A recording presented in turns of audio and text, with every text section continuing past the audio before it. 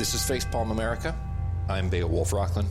FacepalmAmerica.com is where you can find out more information about the show. And today, we bring you a healthcare horror story. This time, from ProPublica.org. Inside UnitedHealth's effort to deny coverage for a patient's care. By David Armstrong, Patrick Rucker, and Maya Miller.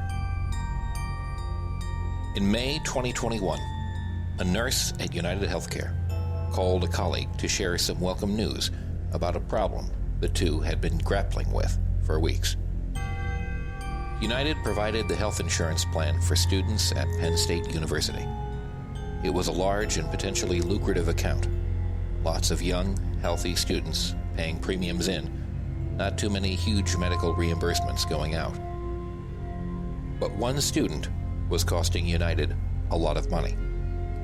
Christopher McNaughton suffered from a crippling case of ulcerative colitis, an ailment that caused him to develop severe arthritis, debilitating diarrhea, numbing fatigue, and life-threatening blood clots. His medical bills were running nearly $2 million a year. United had flagged McNaughton's case as a high-dollar account. The company was reviewing whether it needed to keep paying for the expensive cocktail of drugs crafted by a Mayo Clinic specialist that had brought McNaughton's case under control after he'd been through years of misery. On the 2021 phone call, which was recorded by the company, Nurse Victoria Kavanaugh told her colleague that a doctor contracted by United to review the case had concluded that McNaughton's treatment was not medically necessary. Her colleague, Dave Opperman, reacted to the news with a long laugh. "I knew that was coming," said Opperman, who heads up a United subsidiary that brokered the health insurance contract between United and Penn State. "I did too," Kavanaugh replied. Opperman then complained about McNaughton's mother, whom he referred to as this woman, for screaming and yelling and throwing tantrums during calls with United. The pair agreed that any appeal of the United doctor's denial of the treatment would be a waste of the family's time and money. "We're still going to say no," Opperman said. More than 200 million Americans are covered by private health insurance. But data from state and federal regulators shows that insurers reject about 1 in 7 claims for treatment. Many people faced with fighting insurance companies simply give up. One study found that Americans file formal appeals on only 0.1% of claims denied by insurers under the Affordable Care Act. Insurers have wide discretion in crafting what is covered by their policies, beyond some basic services mandated by federal and state law.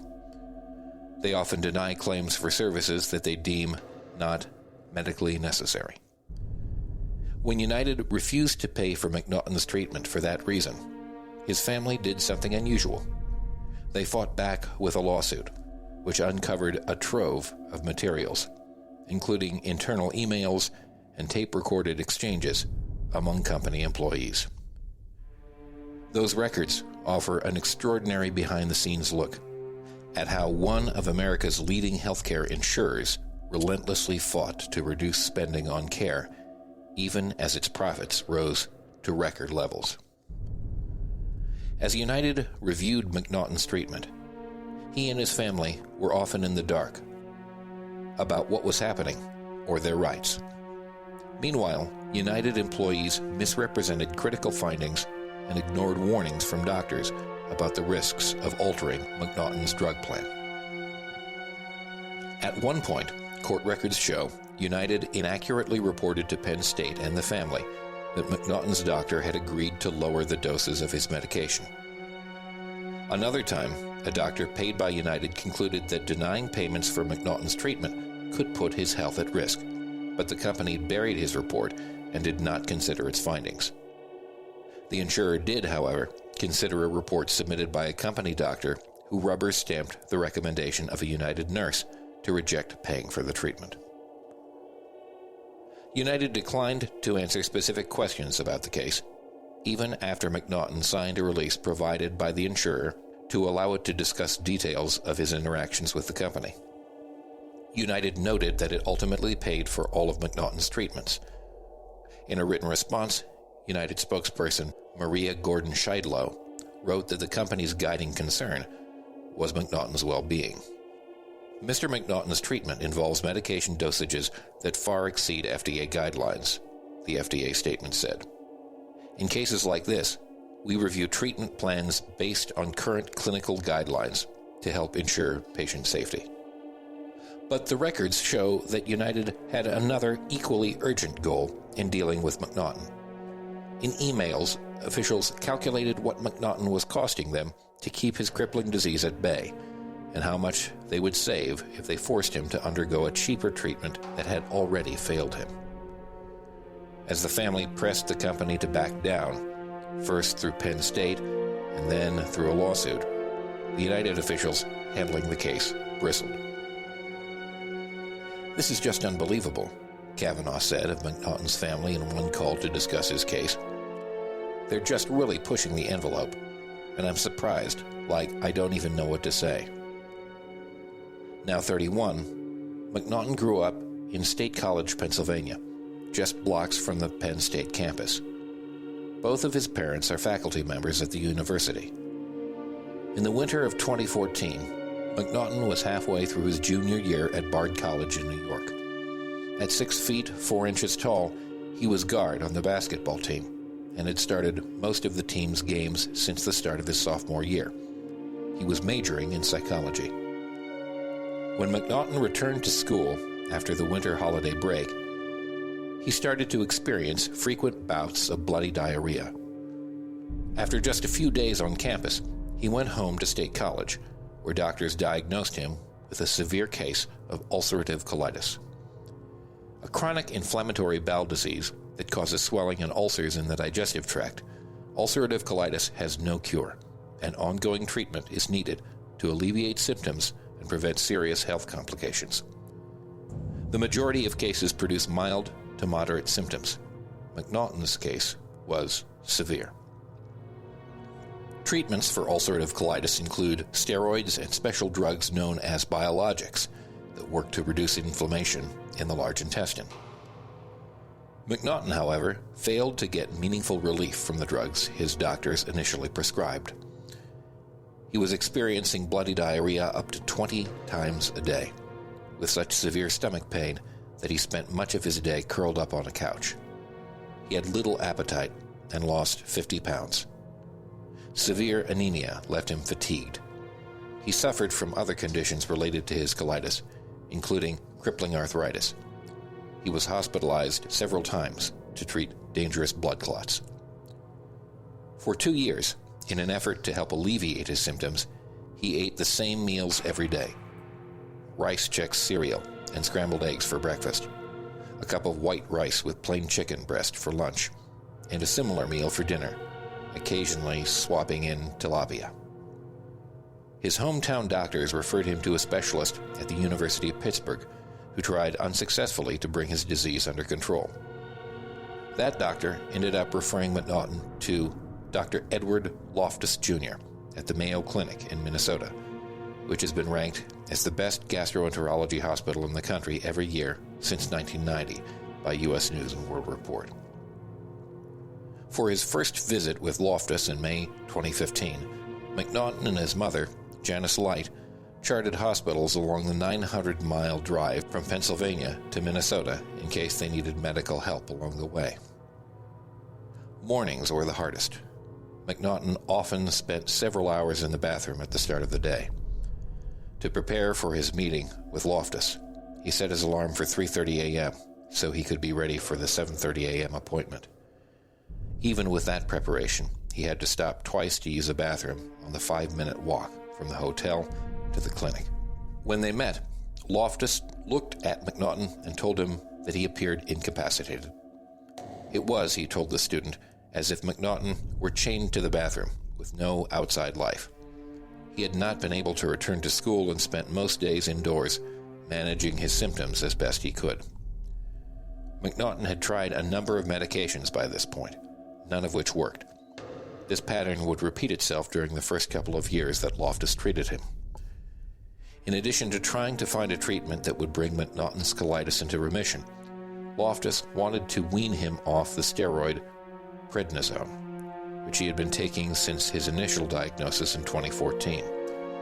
The drug is commonly prescribed to colitis patients to control inflammation, but prolonged use can lead to severe side effects, including cataracts, osteoporosis, increased risk of infection, and fatigue. McNaughton also experienced moon face, a side effect caused by the shifting of fat deposits that results in the face becoming puffy and rounder. In 2018, Loftus and McNaughton decided to try an unusual regimen. Many patients with inflammatory bowel diseases like colitis take a single biologic drug as treatment. Whereas traditional drugs are chemically synthesized, biologics are manufactured in living systems, such as plant or animal cells. A year's supply of an individual biologic drug can cost up to $500,000. They are often given through infusions at a medical facility, which adds to the cost. As for any suggestion by United doctors that his treatment plan for McNaughton was out of bounds or dangerous, Loftus said, "My treatment of Chris was not clinically inappropriate, as was shown by Chris's positive outcome." The unusual high-dose combination of two biologic drugs produced a remarkable change in McNaughton. He no longer had blood in his stool, and his trips to the bathroom were cut from 20 times a day to 3 or 4. He was able to eat different foods and put on weight. He had more energy. He tapered off prednisone. If you told me in 2015 I would be living like this, I would have asked, "Where do I sign up?" McNaughton said of the change he experienced with his new drug regimen. When he first started the new treatment, McNaughton was covered under his family's plan, and all his bills were paid. McNaughton enrolled at Penn State University in 2020. Before switching to United's plan for students, McNaughton and his parents consulted with a health advocacy service offered to faculty members. A benefits specialist assured them the drugs taken by McNaughton would be covered by United. McNaughton joined the student plan in July 2020, and his infusions that month and the following month were paid for by United.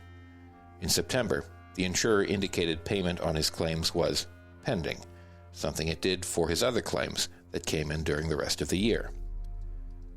McNaughton and his family were worried. They called United to make sure there wasn't a problem. The insurer told them, they said, that it only needed to check his medical records. When the family called again, United told them it had the documentation needed, they said. United, in a court filing last year, said it received 2 calls from the family, and each time indicated that all of the necessary medical records had not yet been received.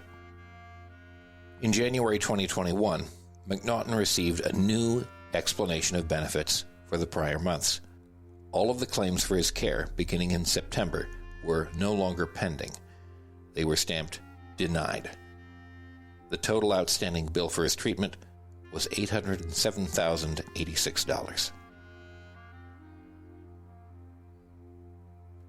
When McNaughton's mother reached a United customer service representative the next day to ask why bills that had been paid in the summer were being denied for the fall, the representative told her the account was being reviewed because of a high dollar amount on the claims, according to a recording of the call.